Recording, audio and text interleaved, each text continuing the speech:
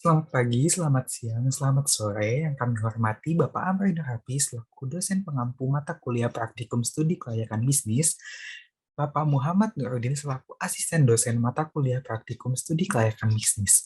Kami dari kelompok 1 mata kuliah studi kelayakan bisnis praktikum yang beranggotakan Bagus Billy Firmansyah, Miftah Ilhawati Nurjana, Muhammad Farel Maulana, Naswa Rizkia Putri, dan juga Samuel Mardoman Bertogi ingin mempresentasikan laporan SKB praktikum yang kami buat untuk pemenuhan nilai ujian akhir semester mata kuliah studi kelayakan bisnis.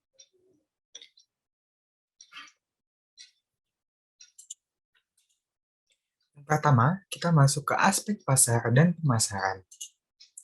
Yang pertama ada segmentation, targeting, atau positioning yang biasa disebut STP. Segmentation, targeting, and positioning adalah salah satu pendekatan atau model yang digunakan untuk mengembangkan pesan dan strategi pemasaran yang sesuai pada segmentasi target audiens tertentu. Model pemasaran ini dikenal sebagai salah satu yang paling efektif dan populer digunakan saat ini. Kita masuk kepada segmentasi yang pertama, yang itu ada segmentasi geografi. Produk minuman proses milk ini memiliki target, yaitu kepada orang yang tinggal di wilayah Indonesia, khususnya di kota metropolitan seperti Jakarta dan juga Bekasi, dikarenakan pada kota tersebut cenderung memiliki kondisi cuaca yang cukup terik pada siang hari. Selanjutnya ada segmentasi demografi. Produk minuman berbasis milk memiliki target utama yaitu untuk kalangan remaja yang memiliki rentang usia 15-25 tahun, yang dimana pada rentang usia tersebut memiliki kesibukan dan aktivitas yang cukup tinggi. Kalangan tersebut juga menyukai minuman yang suka bisa membuat mereka untuk merasa fresh kembali. Yang ketiga ada segmentasi psikografi.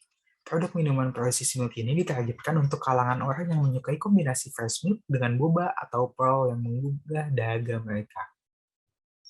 Yang keempat ada segmentasi tingkah laku. Produk proses milk ini memiliki target untuk orang yang suka membeli minuman boba yang unik dan juga menyegarkan. Selanjutnya kita masuk pada targeting. Target utamanya adalah kalangan remaja dengan rentang usia 15-25 tahun yang memiliki kesibukan yang tinggi dan membutuhkan minuman yang dapat melepaskan dahaga. Selanjutnya, ada positioning. Ada identitas perusahaan. Gambar matahari yang terdapat pada logo perusahaan yang tercantum di bawah kanan pada slide ini yaitu bermakna bahwa perusahaan akan terus menerangi industri minuman. Gambar ini juga memiliki arti bahwa minuman yang kami tawarkan ini sangat cocok untuk dinikmati saat siang hari. Selanjutnya ada positioning menurut atribut produk. Produk minuman yang kami tawarkan memiliki kemasan yang sangat unik, yaitu dengan menggunakan tumbler yang dapat digunakan kembali oleh para pembeli, yang menggambarkan bahwa perusahaan kami sangat mendukung pengurangan limbah plastik yang sudah menjadi permasalahan di bumi Indonesia saat ini. Selanjutnya ada positioning menurut manfaat. Produk minuman yang kami tawarkan dapat memberikan rasa kesegaran dan juga refreshness bagi pelanggan karena bahan baku yang kami gunakan adalah fresh milk yang memiliki banyak manfaat bagi kesehatan tubuh konsumen. Selanjutnya ada positioning menurut harga dan juga kualitas. Dengan harga jual yang kami tawarkan untuk produk minuman proses milk yaitu sebesar 15.000 sampai 25.000, konsumen dapat melepas dahaga mereka dengan minuman ini. Selanjutnya ada positioning menurut penggunaan dan juga penerapan. Produk minuman yang kami tawarkan dapat dipesan oleh konsumen melalui e-commerce seperti GrabFood, GoFood, ShopeeFood, dan juga yang lainnya, tanpa perlu datang secara langsung ke outlet yang ingin dituju.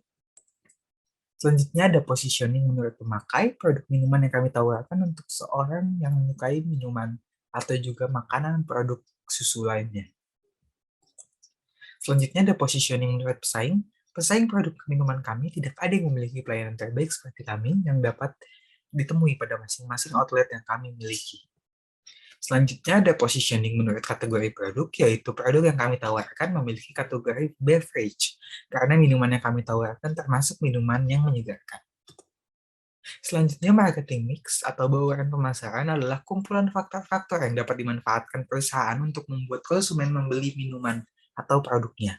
Bauran pemasaran biasanya mengacu pada himpunan 4P, yaitu produk, price, promotion, dan juga place.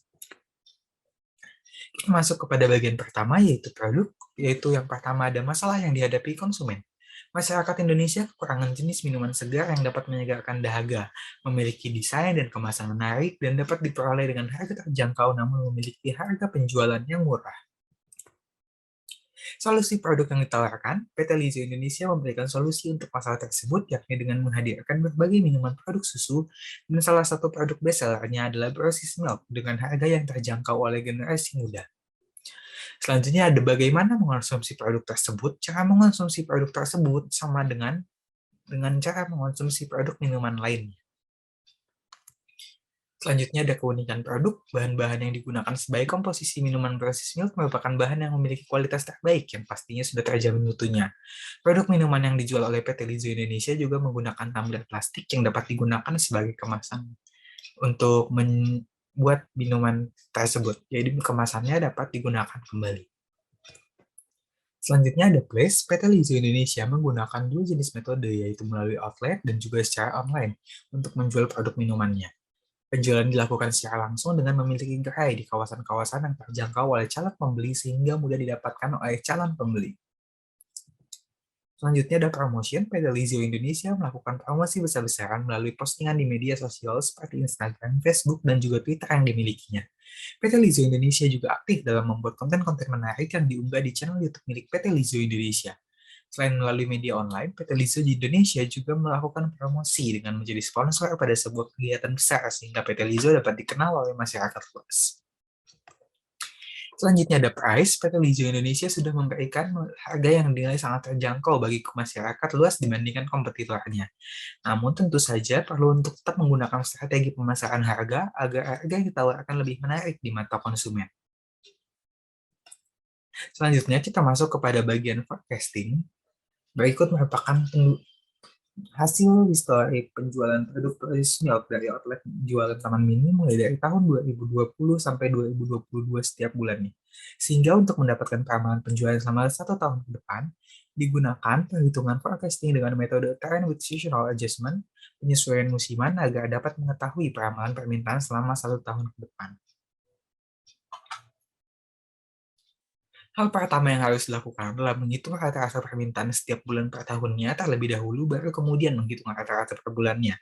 Setelah diketahui nilai rata-rata permintaan dan rata-rata per bulan, maka selanjutnya adalah menghitung indeks musiman dengan cara membagi nilai rata-rata per bulan dengan nilai rata-rata permintaan, sehingga didapatkan perhitungan sebagai berikut.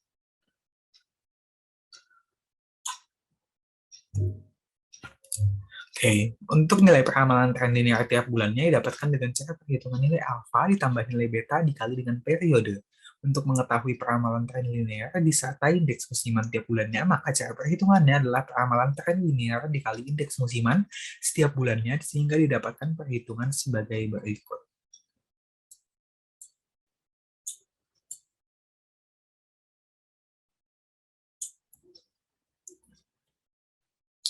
Berikut hasil forecasting apabila disajikan dalam bentuk grafik.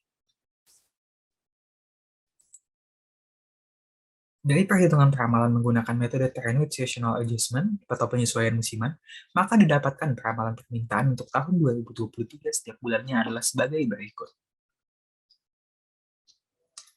Bagaimana rencana target penjualan kita? Berdasarkan hasil peramalan penjualan produk untuk tahun 2023, maka kami menargetkan penjualan produk kami dengan mengurangi 150 demand dari perhitungan peramalan demand yang sudah ada untuk setiap bulannya di tahun 2023. Pengurangan 100 produk ini bertujuan untuk meminimalkan kemungkinan bahan baku berlebihan sehingga akan terbuang dan mengurangi risiko kerugian yang mungkin terjadi. Baik, selanjutnya kita masuk ke aspek teknis dan juga teknologi. Deskripsi produk perusahaan kami telah meluncurkan produk baru yang bernama Brosis Milk. Produk ini merupakan perpaduan dari susu segar dengan krim macchiato dan diberi topping berupa boba atau pearl. Nah, pada slide ini bisa dilihat bagaimana tampilan kemasan yang kami gunakan, kemasan yang dapat digunakan kembali, baik itu untuk minuman kami maupun untuk minuman pribadi milik konsumen. Apa saja kebutuhan bahan baku dan peralatan? Pada deskripsi produk sudah kami jelaskan sebelumnya, tertulis bahwa produk kami menggunakan bahan dengan kualitas yang premium dan dapat menghasilkan rasa otentik yang akan menjadi ciri khas produk kami. Berikut adalah tabel dari komposisi dan juga peralatan yang untuk membuat produk kami. Selanjutnya ada operation process chart pembuatan kemasan dan juga operation process chart pembuatan produk. Baik, ini bisa dilihat untuk membuat kemasan dimulai dari mendesain dengan komputer, pengolahan biji plastik, ada pencetakan tutup botol, dan juga pemberian lubang sedotan. Sedang itu untuk tutup botol tumbler, sedangkan untuk badan botol tumblernya adalah dimulai dari desain dengan komputer, pengolahan biji plastik menggunakan mesin step extruder, pencetakan badan botol dengan mesin thermoforming, pelabelan menggunakan mesin cetak, kemudian disatukan dengan tutup botolnya, dipasang dengan mesin finishing, kemudian pengecekan dan juga penyimpanan. Waktu yang dibutuhkan adalah 630 menit. Selanjutnya ada operation process chart, yaitu dengan bagaimana cara membuat minuman produk yang kami sajikan, yaitu dari tutup gelasnya sudah ada, macchiato cream, es batu, susu, boba, dan juga gelas. Pertama adalah mempersiapkan gelas, ditambah dan ditakar dengan bobanya, kemudian ditambah dengan susu, es batu, macchiato cream, kemudian dicek kerapatan tutup gelasnya, kemudian pemeriksaan pesanan baru memberikan kepada konsumen. Waktunya adalah kurang lebih 1,8.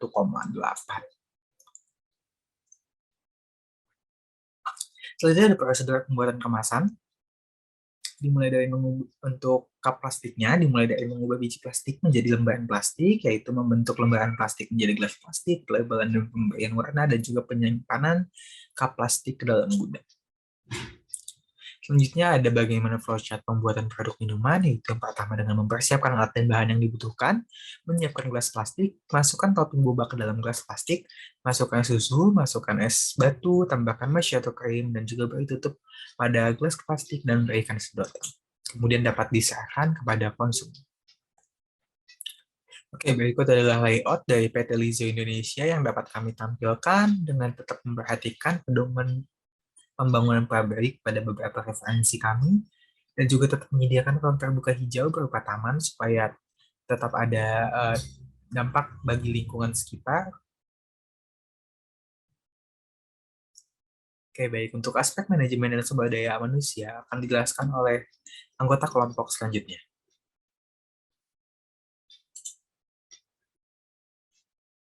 Baik, izinkan saya melanjutkan presentasi dari rekan saya. Kita masuk ke aspek manajemen dan SDM. Di sini kita punya struktur organisasi PT Lizzo Indonesia, di mana di sini ada direktur utama yaitu Muhammad Farel, dan juga ada wakil direktur yaitu Bagus Billy Firmansyah, serta ada manajer finance, manajer production, manajer marketing, dan juga manajer SDM. Dan juga ada para staff yang akan membantu kegiatan para manajer. Di sini ada job description direktur utama, yaitu direktur utama berperan mengambil keputusan dalam menetapkan kebijakan dan pengendalian kegiatan perusahaan, juga menyetujui dan menolak pengangkatan dan pemberhentian setiap bagian dalam penambahan tenaga kerja. Direktur utama juga bisa memelihara dan meningkatkan motivasi kerja karyawan, juga mengadakan perencanaan tentang keadaan perusahaan di masa yang akan datang. Lalu juga bisa menyetujui dan memberikan pengesahan atas pembelian alat inventaris perusahaan, dan terakhir mengkoordinasi pelaksanaan tugas setiap bagian setelah menerima laporan tertulis dari setiap bagian tersebut. Selanjutnya kita punya job description wakil direktur. Wakil direktur ini berperan membantu direktur dalam menyusun rencana kerja serta anggaran untuk mencapai tujuan perusahaan. Nah, wakil direktur juga bisa membantu direktur dalam memimpin dan mengkoordinir seluruh aktivitas perusahaan, dan juga dapat membantu dalam mengambil keputusan dan kebijakan-kebijakan yang dianggap perlu untuk kebaikan dan kemajuan perusahaan. Di sini ada job description manajer keuangan. Manajer keuangan berperan untuk mengelola kas dan piutang, lalu berusaha mencari dana yang dibutuhkan dan mengelolanya secara efektif dan efisien, dan juga menjalankan investasi dalam bentuk modal kerja, lalu bisa membuat laporan keuangan dalam bentuk neraca, laporan kas, laporan laba rugi, dan juga laporan keuangan lainnya dalam periode yang ditentukan. Dan juga bisa mengevaluasi kinerja perusahaan melalui analisis keuangan dari laporan yang telah disusun. Di sini ada job description manajer produksi. Manajer produksi bertanggung jawab dan atas pengadaan dan pendistribusian produk, juga melakukan pengawasan terhadap proses produksi agar kualitas dan kuantitas dan waktu pengerjaan sesuai dengan perencanaan. Dan juga manajer produksi ini dapat mengurus perizinan, pengadaan alat, bahan baku, dan kebutuhan-kebutuhan yang berkaitan dengan kegiatan produksi. Dan juga terakhir bertanggung jawab pada kelengkapan alat produksi dan sumber daya manusia yang terlibat dalam proses produksi. Di sini ada job description manager pemasaran. Yang pertama, dapat melakukan perencanaan strategis pemasaran, mulai dari pencarian market, analisis tren, tempat penjualan, persaingan bisnis, dan hambatan-hambatan yang kemungkinan dihadapi. Lalu bisa melakukan pengawasan dan evaluasi pemasaran. Yang terakhir di sini ada job description dari manajer SDM, yaitu pertama itu merencanakan dan mengkoordinasikan tenaga kerja perusahaan yang hanya mempekerjakan karyawan yang berbakat. Lalu ada menjadi penghubung antara manajemen dengan karyawan. Lalu melakukan pelayanan karyawan. Yang keempat, ada memberikan masukan pada manajer mengenai kebijakan perusahaan, lalu mengkoordinir dan mengawasi pekerjaan para pegawai khusus dan staf pendukung, lalu mengawasi proses perekrutan, wawancara kerja, seleksi, dan penempatan karyawan baru, dan juga yang terakhir menangani isu-isu ketenaga kerjaan seperti meditasi pertikaian dan mengarahkan prosedur kedisiplinan. Di sini ada proses seleksi dan rekrutmen pelayan di PT Lizo Indonesia. Yang pertama itu proses seleksi administrasi, lalu melakukan interview dengan HRD, lalu tahap interview user, kemudian tahap psikotes, kemudian wawancara dengan manajer HRD, dan terakhir pelatihan atau training pekerja. Selanjutnya ada kompensasi karyawan di PT Lizo Indonesia. Di sini ada biaya tenaga kerja tidak langsung, yaitu terdiri gaji-gaji dari para pekerja yang tidak berhubungan langsung dengan produksi, yaitu ada direktur utama, wakil direktur, staf-staf, manajer, dan lainnya. Di sini ada total untuk kompensasi beberapa karyawan di biaya kerja tidak langsung sebesar Rp143.500.000. Dan juga selanjutnya di sini ada kompensasi karyawan PT Lizo untuk biaya tenaga kerja langsung, yaitu buruh pabrik sebesar Rp4.500.000 di setiap bulannya. Di sini ada total biaya tenaga kerja, yaitu perhitungan total biaya tenaga kerja diperlukan untuk mengetahui beberapa total biaya yang dikeluarkan perusahaan untuk membiayai tenaga kerja di perusahaan, baik yang langsung berurusan dengan proses produksi maupun yang tidak langsung berurusan dengan proses produksi, di mana di sini ada penjumlahan antara tenaga kerja langsung dan tenaga kerja tidak langsung, yaitu 45 juta ditambah 143.500.000, sehingga mendapatkan hasil total biaya tenaga kerja itu 188.500.000. Pada PT Lizo Indonesia juga memiliki Gantt chart perencanaan bisnis. Jadi di sini pertama-tama itu kita harus menentukan proses bisnisnya. Nah, PT Lizo Indonesia itu melakukan penentuan produk dan bisnis itu di minggu terakhir, yaitu minggu keempat bulan Januari dan juga minggu pertama bulan Februari. Lalu dilakukan analisis, riset pasar, menyusun rencana usaha, dan lain-lainnya hingga di tahap uji coba produksi. Nah, kegiatan uji coba produksi ini dilakukan oleh PT Lizo Indonesia pada minggu kedua bulan Mei, dan juga adanya operasional, yaitu dilakukan pada minggu ketiga dan minggu keempat bulan Mei. Sekian presentasi untuk aspek SDM, lalu akan dilanjutkan untuk aspek keuangan. Oke, baik. Selanjutnya kita masuk pada aspek keuangan. Aspek keuangan sendiri di sini yang pertama membahas mengenai biaya praoperasi. Biaya praoperasi adalah biaya yang timbul karena aktivitas yang dilakukan sebelum operasional perusahaan dapat berjalan sepenuhnya. Komponen dari biaya praoperasi di sini terdapat investasi harga tetap dan juga investasi harta tak berwujud, di mana sumber pembiayaannya sendiri terdapat dari investor atau kredit dan juga modal sendiri. Kemudian untuk total dari biaya praoperasi di sini adalah sejumlah 2.610.666.667 rupiah. Kemudian selanjutnya ada modal kerja.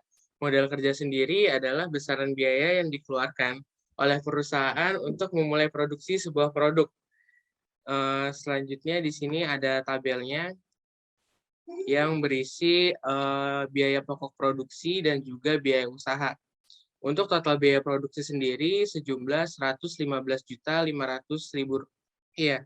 Dan untuk total biaya usaha sebesar 96.500.000 rupiah. Dan untuk total biaya operasi sebesar 212 juta rupiah.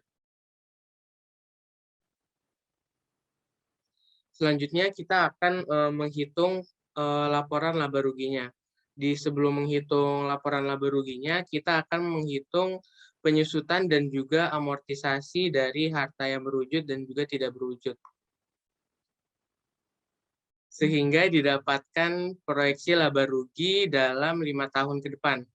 Dengan komponennya yaitu rencana produksi, jumlah satuan produknya, kemudian harga jual, hasil penjualan, biaya pokok produksi, laba kotor, biaya usaha, dan juga total biaya usaha sebelum pajak. Sehingga mendapatkan laba bersih rata-rata pada 5 tahun yaitu sebesar 545.414.311 rupiah. Selanjutnya kita akan membahas mengenai cash flow atau arus kas dari PT Lizo Indonesia. Pada cash flow ini terdapat komponen biayanya yaitu arus kas masuk, arus kas keluar, dan juga kewajiban bank atau kredit yang kita pinjamkan. Dengan keuntungan cash flow yang kita dapat sebesar 2.754.429.596 rupiah. Selanjutnya yang terakhir di sini terdapat neraca keuangan dari PT Lizo Indonesia dengan total modal 5 tahun ke depan sebesar 2.464.512.996 rupiah. Dan untuk total hutang dan modal sebesar 2.464.312.996 rupiah.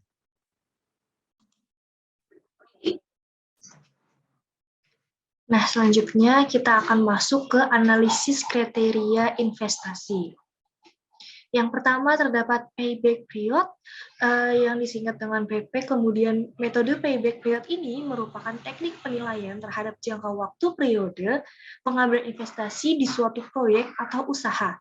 Perhitungan ini dapat dilihat dari perhitungan kas bersih yang diperoleh setiap tahunnya. Berikut adalah perhitungan payback period dari PT Lizo Indonesia.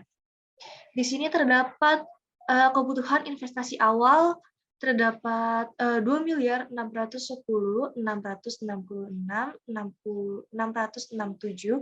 Kemudian terdapat kas bersih tahun pertama terdapat 589.764.245. Kemudian dikurangi sehingga menghasilkan 2.202.422.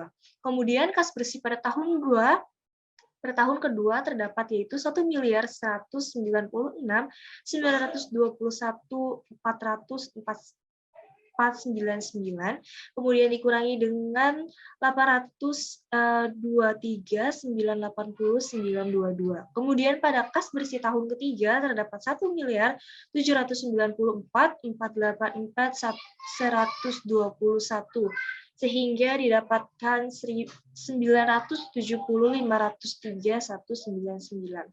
Karena sisa pengurangan kas bersih pada tahun kedua tidak dapat dikurangi dengan kas bersih tahun ketiga, maka sisa pengurangan kas bersih pada tahun kedua dibagi dengan tahun ketiga, yaitu 820.989.22 dibagi dengan 1.794.484121 yang menghasilkan 0,45 tahun, yaitu yang dibulatkan menjadi 5 bulan 12 hari. Berdasarkan perhitungan di atas, maka dapat diketahui bahwa PT Lizo Indonesia memperoleh balik modalnya pada 2 tahun 5 bulan 12 hari.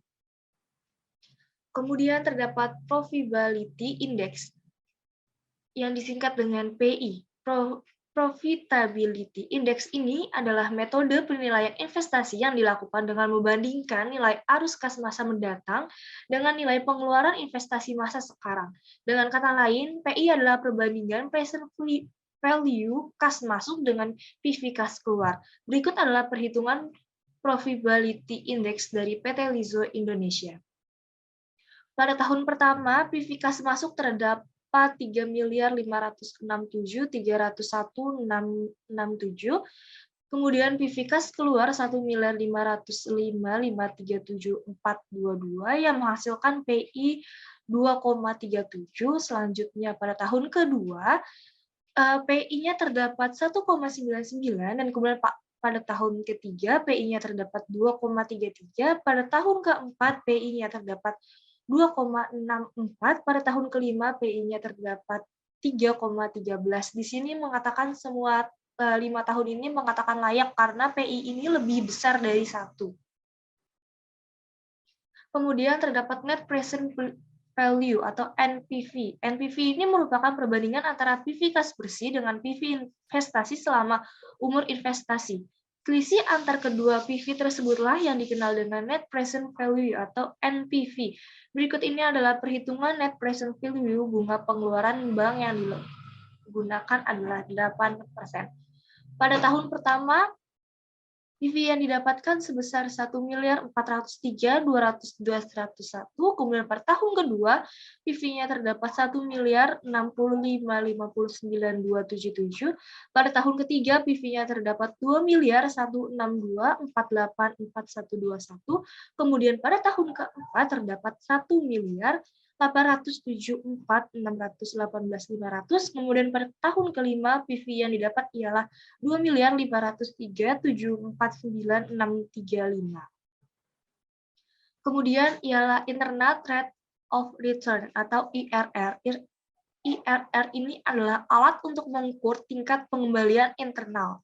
Adalah hasil yang diperoleh dari proposal bisnis satu diskonto atau discount rate yang menjadi sebuah present value dari aliran kas yang masuk atau cash flow, yaitu sama dengan investasi awal. Kemudian ini terdapat perhitungannya pada 5 tahun ini, total nilai sekarang terdapat 8.346.1495, kemudian investasi awal terdapat 2.610.666.667, kemudian nilai sekarang bersih yaitu 5.735.334.829. Kemudian untuk tingkat bunga yang 4%, total nilai sekarang terdapat 8.647.219.825, kemudian investasi awal terdapat 2.610.666.667, kemudian nilai sekarang bersih yaitu 6.035.553.158. Kemudian basis 4% didapatkan IRR sebesar 23,404%, kemudian basis 5 mendapatkan IRR yaitu 25,404%. Di sini nilai IRR lebih besar dari 5%, maka usulan proyek investasi ini diterima. Kemudian ialah Break Even Point atau BEP. BEP ini adalah tingkat impas yang mengacu pada jumlah pendapatan yang harus diperlukan untuk menutup total biaya yang sudah dikeluarkan dalam jangka waktu tertentu, baik biaya tetap maupun biaya variabel. Di sini kita memperhitungkan terlebih dahulu biaya tetapnya pada tahun 2017 terdapat 589.764.245, kemudian biaya variabel pada tahun 2017 terdapat 500.049. Kemudian di sini terdapat rencana harga jual per unit dalam 1 tahun. Nah, jumlah target penjualan 1 tahun yaitu 51.109, kemudian rata-rata harga produk berdasarkan varian yaitu 15.000, kemudian total rencana harga jual per unit dalam 1 tahun yaitu 766.635.000, kemudian BEP dalam unit didapatkan 2,7098, kemudian BEP dalam rupiah terdapat 2.077.487.132. Kemudian selanjutnya dilanjutkan average rate of return. ARR ini adalah cara untuk mengukur rata-rata pengembalian bunga dengan cara membagikan antara rata-rata laba sebelumnya, pajak EAT, yaitu Average Earning Tax, dengan rata-rata investasi. Dalam perhitungan ARR ini dibutuhkan beberapa data, yaitu nilai rata-rata yield pada juga nilai rata-rata investasi. Di sini pada 5 tahun ini mendapatkan total average earning tax-nya itu terdapat 489.329.265,93, kemudian didapatkan average investment-nya terdapat 1.305.333.333,33, kemudian ARR-nya ini didapatkan menjadi 0,37. Sekian dari saya, terima kasih. Oke, baik. Sekarang kita akan membahas pada bab aspek dampak lingkungan. Di sini terdapat beberapa limbah produksi dari PT Lizo Indonesia. Yang pertama yaitu scrap plastik. Scrap plastik di sini itu yaitu sisa produksi atau limbah produksi dari PT Lizo Indonesia yang pertama, yaitu scrap plastik. Karena plastik atau biji plastik itu merupakan bahan yang paling utama untuk pembuatan kemasan dari produk minuman Broses Milk itu sendiri. Pada proses produksi pembuatan kemasan, biji plastik atau plastik tersebut akan dipanaskan sesuai dengan bentuk kemasan dengan menggunakan mesin thermoforming, sedangkan sisa-sisa dari lembaran plastik yang tidak ikut terbentuk wadah kemasan nantinya akan menjadi limbah produksi. Scrap lembaran plastik tersebut akan dilakukan proses pengumpulan dan pemilahan pada limbah produksi. Yang kedua yaitu limbah scrap kardus. Pada proses pembuatan kemasan dari produk Broses Milk di PT Lizo Indonesia sendiri itu terdapat penggunaan kardus yang digunakan untuk packaging dari kemasan produk Broses Milk itu sendiri. Meskipun pada saat pengemasan produk kemasan untuk Broses Milk sesuai dengan ukuran kardus, tetapi tetap saja masih ada sisa-sisa kardus. Nah, kardus tersebut juga dapat mengalami kerusakan pada saat proses pengemasan. Maka dari itu, sisa kardus ataupun kardus yang mengalami kerusakan akan dilanjutkan pada proses pengolahan limbah. Ketiga yaitu scrap bubble wrap. Pada proses pembuatan produk kemasan untuk Broses Milk pada PT Lizo Indonesia juga terdapat penggunaan bubble wrap untuk proses packagingnya.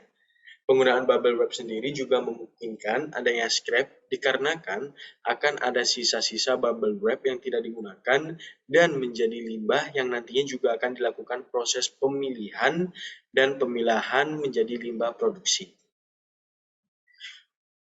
Yang kedua yaitu cara pembuangan limbah produksi pada PT Lizo Indonesia.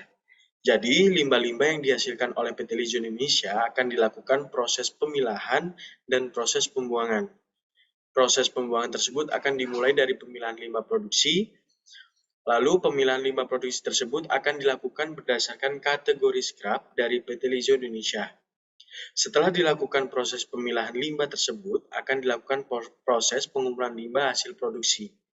Proses pemilahan dan pengumpulan limbah produksi tersebut dilakukan sendiri oleh PT Lizo Indonesia. Nah, berikut ini merupakan alur pembuangan limbah hasil produksi pada PT Lizo Indonesia.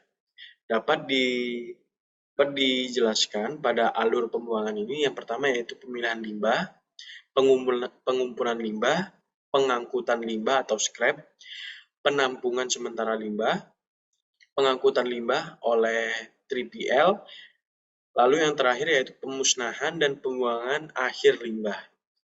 Di proses selanjutnya itu proses pengangkutan limbah hasil produksi atau scrap. Proses pengangkutan limbah. Nah, proses tersebut itu masih ditangani oleh PT Lizzo Indonesia. Nah, sedangkan pada proses pengangkutan limbah hasil produksi, pihak perusahaan akan menampung terlebih dahulu limbah hasil produksi pada warehouse yang telah ditentukan oleh pihak PT Lizzo Indonesia. Pada proses selanjutnya, akan dilakukan proses pengangkutan limbah hasil produksi oleh pihak ketiga atau 3PL yang merupakan perusahaan penyedia layanan dan jasa untuk melakukan pembuangan dan pengelolaan limbah pabrik dengan pengalamannya yang menangani proses pembuangan limbah dari berbagai sektor. Nah, sebelum dilakukan proses pengangkutan oleh pihak ketiga atau 3PL, PT Lizzo Indonesia ini telah melakukan tanda tangan kontrak. Nah, setelah dilakukan penandatanganan kontrak limbah, pihak 3PL kemudian melakukan proses pemusnahan dan pembuangan akhir limbah tersebut. Yang ketiga yaitu biaya pengelolaan limbah. Biaya yang dikeluarkan oleh PT Lizzo Indonesia dalam melakukan pembuangan limbah hasil produksi adalah sebesar Rp2 juta. Harga tersebut merupakan harga kontrak kerjasama dengan pihak 3PL selama 1 bulan. Dengan harga sebesar Rp2 juta per bulan, pihak 3PL setiap minggunya akan melakukan penjemputan limbah hasil produksi sebanyak 3 kali. Dan jika di total selama sebulan, sekitar 12 kali penjemputan. Selain itu, PT Lizzo Indonesia juga akan mendapatkan laporan perjalanan limbah yang akan dilakukan proses pembuangan dan pemusnahan tersebut. Baik, hanya itu yang dapat kami sampaikan dari kelompok 1 MLI 4D. Kurang lebihnya mohon maaf. Terima kasih sudah menyimak. Dan juga terima kasih atas pembelajaran yang sudah Bapak Amrin dan juga Bapak Nuradin yang sudah kalian berikan selama 1 semester yang sudah berjalan. Terima kasih.